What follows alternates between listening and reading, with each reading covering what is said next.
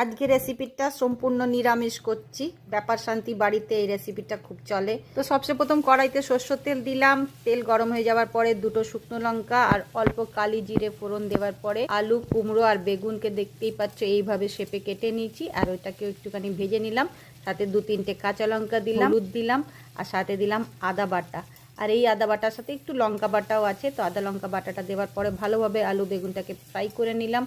আর দিলাম একটু লাল মরিচ, যেটা হচ্ছে কাশ্মীরি লাল মির্চ, আর সাথে দিলাম 2 চামচের মতন জিরে পাউডার। এখানে আমি ধনে পাউডার দিইনি।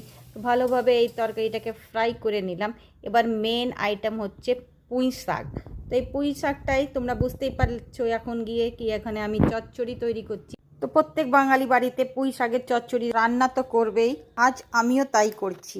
নিরামিষ করছি, এখানে চিংড়ি মাছ দেবো না। এবার দিয়ে দিলাম স্বাদ অনুসার লবণ, দিয়ে এবার পুঁই শাকটাকে উলট পালট করে দিচ্ছি ভালো করে তরকারির সাথে মিক্স করার পরে এটাকে আমি ঢেকে দিলাম। ঢাকা লাগিয়ে রান্না করলে পুঁই শাকটা তাড়াতাড়ি গলে যাবে। তো দেখো এখানে পুঁই শাকটা একদম অল্প হয়ে গেছে, এখনো এটা ভালোভাবে হয়নি। এখনো আলু কুমড়ো তো গলে গেছে, কিন্তু ডাটা এখনো একটুখানি সেদ্ধ হবে। তো এই স্টেজে আমি দিয়ে দিলাম গরম মশলা আর আবার এই পিট করে একটু ভালো করে ফ্রাই করে নিলাম। একটু কড়াইতে লেগে গেছে। আমার এরকমই ভালো লাগে পুঁই শাকটা, একটু স্মোকি স্মেল আসে, একদম ব্যাপার শান্তির বাড়ির মতন। আর নামার আগে 1 চামচ ঘি দিলাম। তোমাদের এই রেসিপিটা কেমন লাগলো?